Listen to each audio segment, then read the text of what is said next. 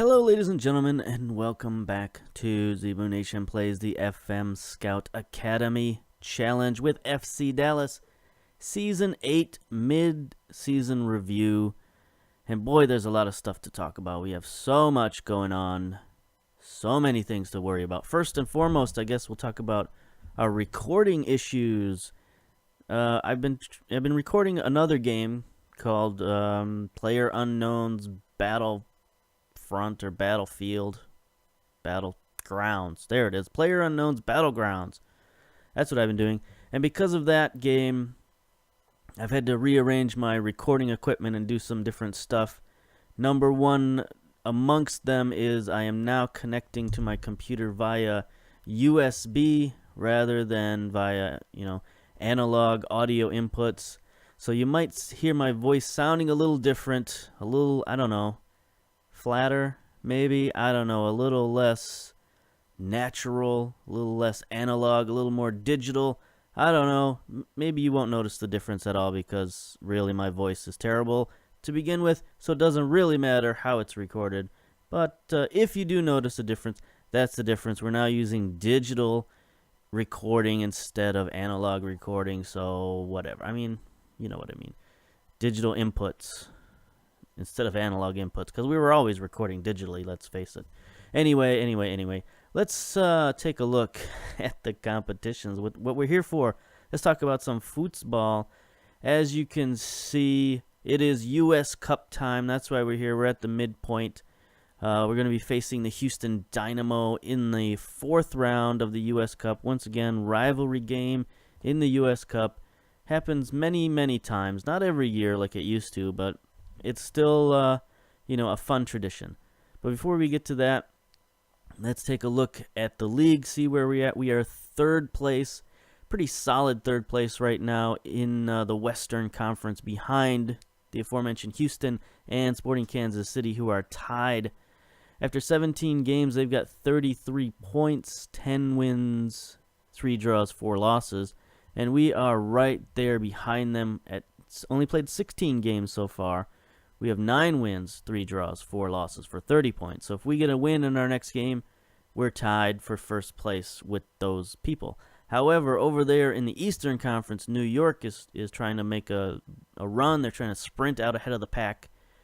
But they've played 19 games, so they are definitely well within striking distance as well. They've got 38 points with 12 wins after 19 games. So, Supporter Shield is still in the cards for us at this mid-season. We're not running away with the league or anything, but we're right there in the mix with several teams, so we're looking good. Take a look at the schedule, see how we got to this point. It's been a season of runs so far. Preseason we had very good run, and then of course we had that bad run in the Champions League quarterfinals where we lost to Monterrey. But after that, we picked ourselves up by our bootstraps, went on a very good winning streak at the beginning of the season, won our first 4 MLS games, and 2 friendlies that we threw in there just for the sake of getting some of our younger players some, match fitness. And then we went on a little bit of a bad slide where we lost 3 of our next 5 MLS games. 1 draw, 1 win in that run as well, but still losing 3 of 5 is not what you want to do.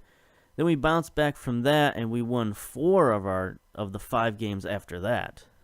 So that was a good run. That launched us back towards the top of the table, but since then we've sort of stagnated with 2 draws in a row. A 2-2 draw to Atlanta United we should have won, honestly.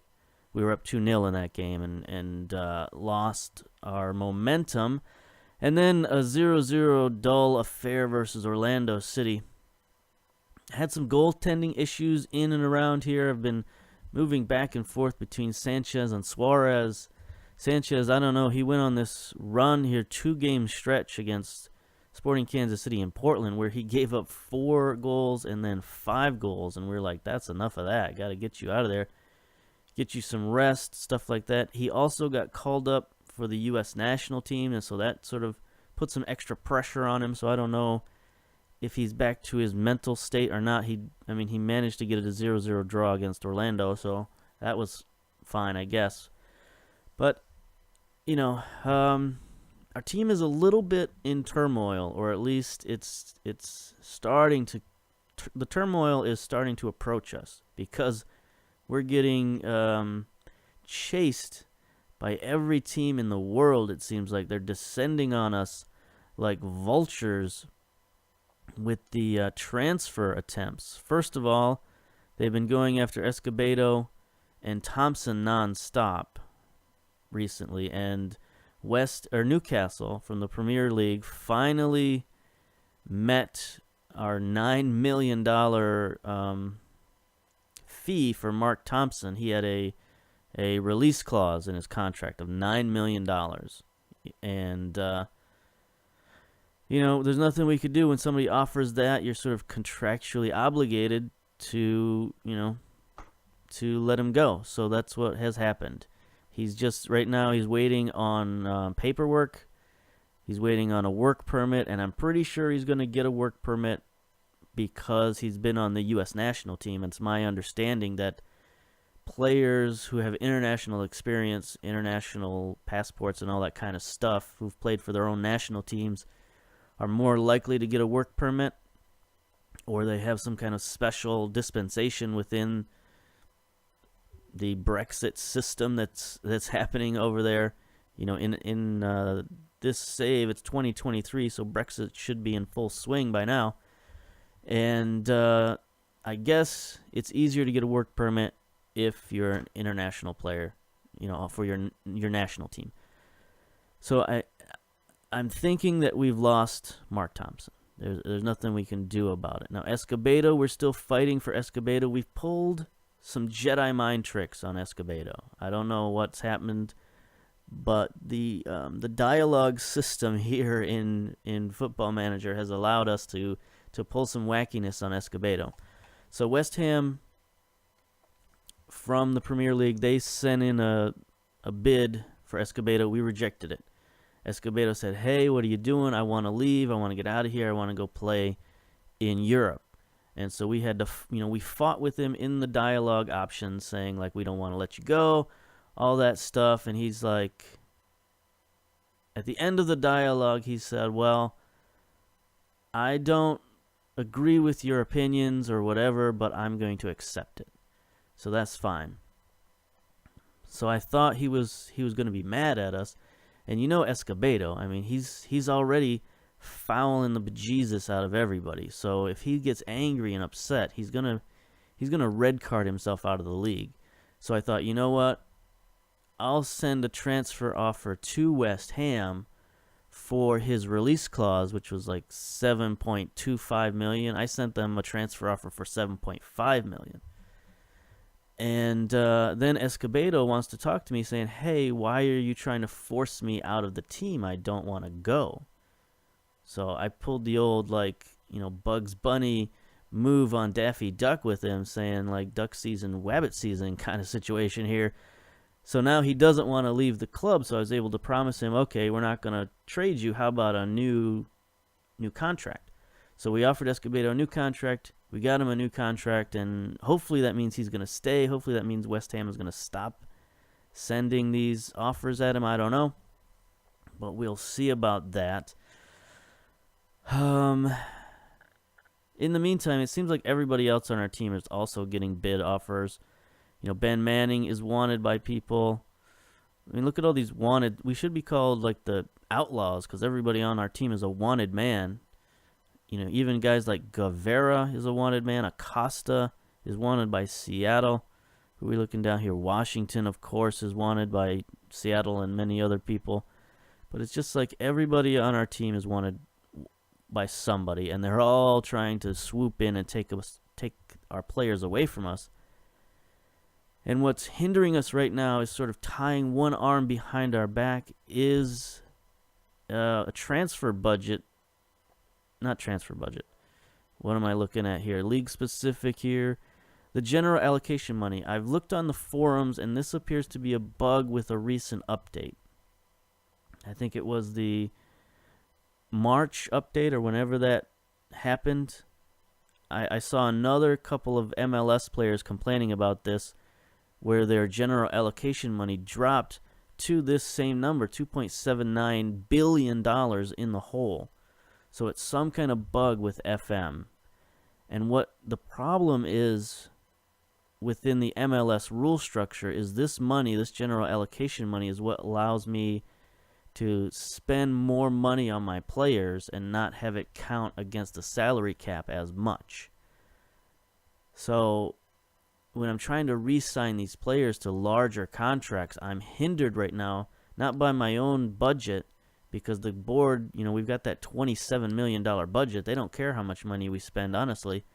It's the MLS salary cap that's keeping our spending down and keeping us from re-signing a lot of our expensive players. I mean, I'm still doing it. I'm still giving them raises, but I've got to really pinch pennies.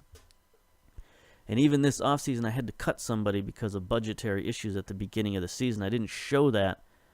But if we go to our transfers here, transfer history, where is it?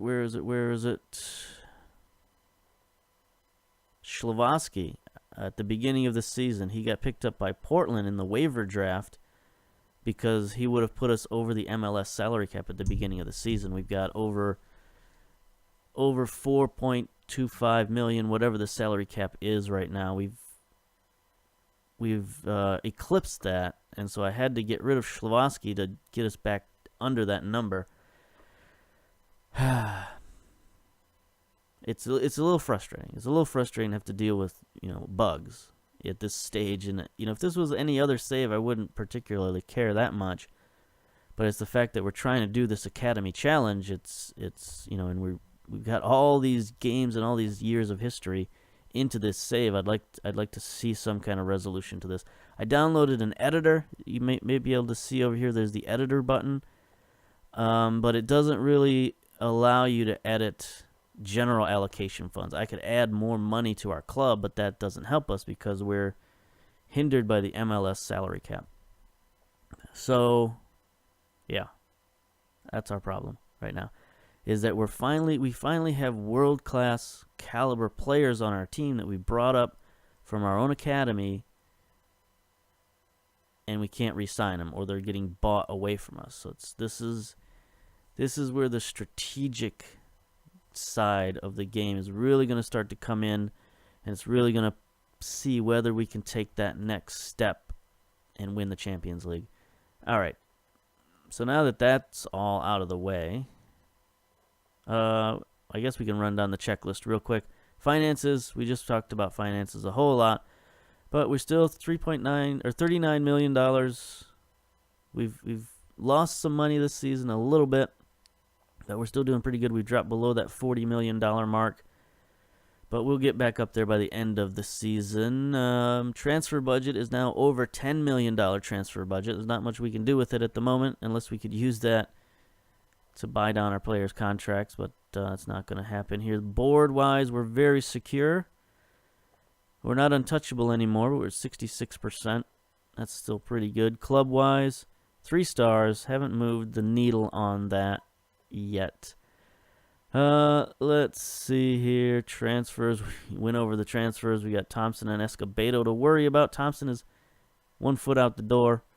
We'll see. I mean, the good news is we got replacements for Thompson, but he's a world-class player. There's no replacing that, really. It's going to take us a few years to build another player up to that.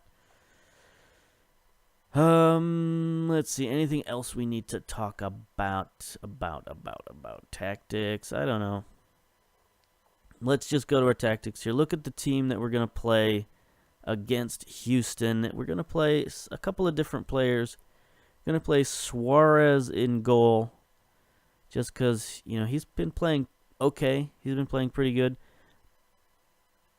But because he and Sanchez are having difficulty, they've both reached their level of where they're going to improve at. So we might need to look at getting another young goalkeeper in here and seeing if we can get somebody to be better than 2.5 stars. I don't know that we're going to win a Champions League with a 2.5-star goalkeeper. Stuart Cole is back at fullback. He's been playing much, much better this season. 29-year-old. He's signed until the end of the season, but with Escobedo on the fence and in jeopardy, I might need to re-sign Stuart Cole again because we don't really have many other options at fullback. I've been playing Zimmerman, Venezuela. I always want to call him Valenzuela. I've been playing them in central defense quite a bit, as well as Alex Johnson. They've all been rotating in and out freely. Re-signed several of them, so we're good at central defense. Acosta, I'm going to play him at left fullback just because, we're playing Houston. Escobedo's a little bit agitated. I don't want to play him against Houston. He's just going to break somebody's leg. Here's a young gentleman who's gotten into the playing rotation recently, defensive midfielder Ali Abdul Ghani. He's a guy we called up from our academy at 16 years of age back in 2019. He's now only 20 years old. But I've got him into the rotation at defensive midfielder, not because I'm particularly unhappy with anybody there, but because he has a special skill that we need, which is penalty taking. He's got 13 penalty taking. So we've been playing him in the lineup more, hoping that we can get some penalty shots out of this guy, because I'm sick and tired of having all of our penalty kicks getting stopped. So we're going to bring him in, and he's got some other abilities. He's not the greatest physical talent in the world, but he's very good mental talent, aggression and bravery, leadership, teamwork, vision, work rate, all that stuff is double digits. That's pretty good. He's got some interesting technical skills, too, with long shots, ability, first touch, that kind of stuff. So he's okay. He's a fine addition to the team. He's not better than, say, Van de Castile, but he has that skill that we need. Going to play Abdul Ghani going to play Guevara at box-to-box midfielder now. Trying to get him forward more, trying to get him to shoot the ball more with his shooting ability. Going to play McCrecky, the deep-lying playmaker. He's going to be our substitute, our replacement for Thompson. If Thompson actually does leave, we're going to need to replace him. So, maybe we could get one last game out of Thompson. That could be something. Have a little send-off here against Houston. That's not unreasonable, I think. Gonzalez has been playing well at advanced playmaker because Zamora has been injured in and out of the lineup. He's been called up for U.S. international duty. And actually, so has Gonzalez. So not only are we getting rated from transfers, we're also getting rated by the U.S. international team. Then at striker, I'm going to play Ben Manning in this game. He's a guy, we're always struggling to get this guy playing time. Signed him to a new contract. We're just going to try to keep him as long as we can. And then we got our number 1 draft pick. I've nicknamed him Sammy just because his name is Samuel Escobedo, and we don't need another Escobedo on this team. We already got a famous Escobedo. So he's going to be known as Sammy from now on, and even he's getting called up to the international team. He's a rookie. We just drafted him, number 1 draft pick. And, he needs playing time, too. So we're going to get him some playing time in the Cup and see if he can be satisfied with that. And see if we can beat Houston with a bit of a reserve team, because we do have an MLS game two days from now, so we have to keep some of these players fresh for that MLS game. All right, the game will be very close. It'll most likely come down to a lottery of penalty kick shootout, which is not what we want. That's not good for us. You've chosen Francis Washington out of your starting 11 and replaced him with somebody else. Old Evan Hewitt is back from the American Soccer Free Press. Great respect for us. It's a long season. Rotation is necessary. Yeah, take that. He's got a follow-up question here. You've sprung a few surprises on your team selection today. What were you thinking? I've picked a team that I feel gives us the best chance to win. It's Derby Day. How much do you look forward to taking on your local rivals? Evan Hewitt is full of questions today. I personally always look forward to this one. You know what? I do. I do like playing against Houston. I like these rivalry games. It gives a little bit of spice, a little bit of energy to the team. I haven't even looked at their team. They look different than in recent years, which is probably good because they've been a little bit down the last couple of seasons. And we got to keep an eye on some of these guys. Not recognizing many of these names. There's probably a lot of, what do they call them? Regens now in this league? I mean, our team has a lot of them, so I'm sure other teams have them as well. You know, players who aren't real players, they're just players who are generated by the computer. Computer-generated fake people. They're like double fake people, because everybody in this game is a computer-generated fake person, but some of them are based on real people, and some of them are not. All right, anyway, instruction-wise, that's not what I wanted. I wanted to go counterattack against this team because they're a very aggressive team.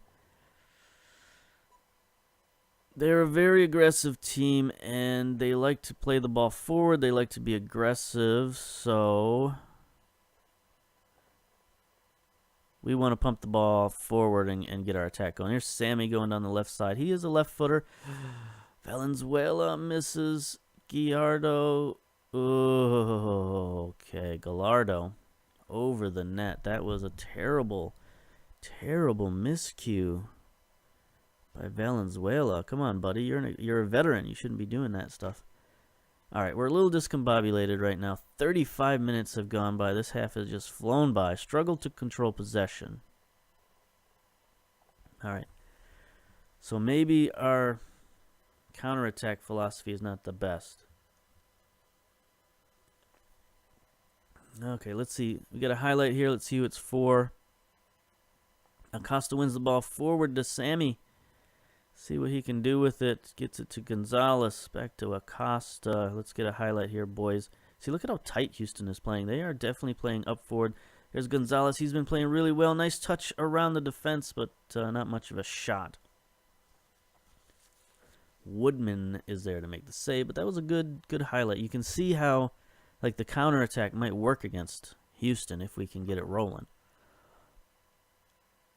You know, these two young strikers I got up there, they're good. They're very talented, but they're no Washington and Alcantara, I'll tell you that. Those two guys, I love playing the counterattack with those two guys because they're so much better than everybody else. You just send the ball forward and they go and get it. But we'll continue with this. I think we'll continue firing the ball forward. Maybe hit early crosses. Just see what happens. No yellow cards. Acosta's not playing particularly well. Neither are our strikers. We got some low ratings, but you know we'll continue. Take a look at. I'd like more highlights just so I can see how the game's progressing. That was not good. Valenzuela's back to stop that one. You know, the clock is just rolling here. It's going to be the first team to get lucky, I think. First team to score a goal might just be the winner. Here's a throw-in from Acosta on our own side of the field. I don't like that particularly.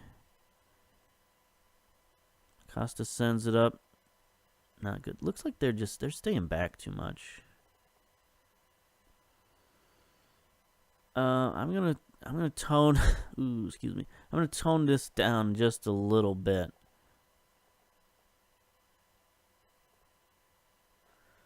Yeah, there we go. I'll tone it down just a little bit and see what that does for us. There's a steal from Sammy. He gets it up front to Manning. Can he beat the defense? He does, but a terrible shot. Terrible, terrible shot. All right, so we toned it down a little bit. Let's see what happens. Here's Woodman with another kick. Let's see if we can get a highlight out of this. Lose the header there, but it goes straight to Abdelghani. Sends it forward to Sammy. Gets it stolen. Okay, we're going back and forth now. Valenzuela's a little bit out of position. Acosta gets it stolen by guy with a million names. Oh, there's a deflection goal. Okay, pause. This is not good. This will knock us out of the U.S. Cup if it stands this way. We got to be more expressive. You know, we're going to change everything. 60 minutes down, so we got time. But I don't like this. Don't like going down. Don't like going down to Houston. We're on the road. Got a bit of a rotated side here. That was a terrible play by Acosta. It might be time to bring in a backup fullback. I mean, Acosta's not tired, but he's got a 6.2 rating. That's just not going to handle it. So we're going to bring in a rookie here. Actually, an academy player, Makopa. He's an attacking fullback. He's a very interesting player, very fast acceleration. You know, he probably has the best crossing of any fullback we've got, right? Cole has 9 crossing, Acosta 7 crossing. So he actually does make some decent plays when he's on the attack. It's on defense where he struggles a little bit. So, you know, we need to attack, so it might not be the worst idea in the world to put him in there. Anybody else having a particularly bad day? No, but we do have Alcantara sitting here on the bench. I think it might be time to bring him in. Bring in a little bit of firepower. Bring him in at the complete forward role. You know, taking Manning off isn't the greatest idea in the world. He's a real good player, but Alcantara might be able to give us that extra firepower we need going down the field. No penalties here, boys. All right, there's Guevara. Heads it forward to nobody in particular. I'm not sure what our forwards were doing there. Don't foul. Zimmerman, nice job. Guevara sends it up. There's Alcantara. Can't win the header, but he's gonna get in front of that ball. Can he get it to Sammy? Can he cross it to Sammy? He does. There it is. Oh, what a save. What a save. That could have been our chance. That could have been our shot. All right, 69 minutes gone. There's a steal. Guevara's playing really well at that ball-winning midfielder. Alcantara can't get onto that one. All right, I think our boys need a pep talk here. It's a dribbler back to Suarez. Pep talk. Passionately be passionate. So show some passion. Abdul Ghani with the steal. Gets it to Thompson. Guevara to Sammy. Can he get it forward to Alcantara? Alcantara's making a run, but you're not giving it to him. There's our substitute. He misses the pass. That was bad. That was bad. Valenzuela recovers, though. It looks like we're getting a long build-up highlight here. Sends it downfield for Sammy. It's a little too far, but there could be a mix-up here. Nope. Oh, yes, there is a mix-up. Sammy gets it on his left foot. Stoned again. I think I substituted out the wrong striker. Can't believe Sammy's unable to finish those point-blank shots. He's got 14 finishing, 13 composure. I mean, he should be able to finish. I mean, he is a rookie, but come on. Sometimes you got to play up to your stats a little bit here. 80 minutes down. What can we do? What can we do? Who's playing poorly here? Nobody really other than Sammy. Who's the most tired? Stuart Cole is the most tired, but he's motivated. I mean, I'd like to put in a more offensive player here, so I guess we could try Velasquez in for Gonzalez at the advanced playmaker role.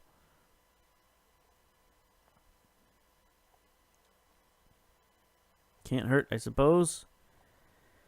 Can't hurt. All right, Cole gets a yellow card. Sorry about that, buddy. We need to score. We need to score. 87, 88, 89. 1 minute to go and 1 minute of stoppage. It looks like we're going to go down to Houston 1-0, unfortunately. Unless we do something here. Get the steal, Thompson. Nope. Foul. He gets the foul.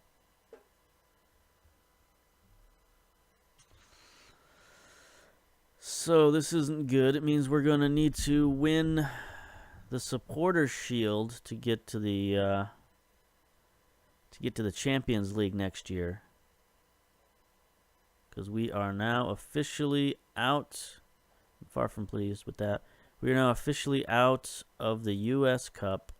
So that takes away that avenue of getting to the Champions League. And, you know, I'm going to end this series whenever we fail to make the Champions League. That's going to be the end of this series. Or until we win the Champions League, one of the two, whichever happens first. So we lose to Houston, we lose the El Capitan, we lose the U.S. Cup. Not good. Not good. One of our young strikers is playing for the New York Cosmos. Good for him. All right. So let's look at where we're at. Mid-season, we're on a bit of a slide here. Not a good 4-game run here. 2 losses, 2 draws. Things are not looking good. I mean, the U.S. Cup doesn't count versus the MLS, but it's still a loss. So we got the second half of the season coming up. We'll have the first group stage of next year's Champions League coming up at some point, so I'll probably show you at least 1 or 2 of those games. And then we'll go on to the end of the season and hopefully win the Supporters' Shield or the MLS Cup or both.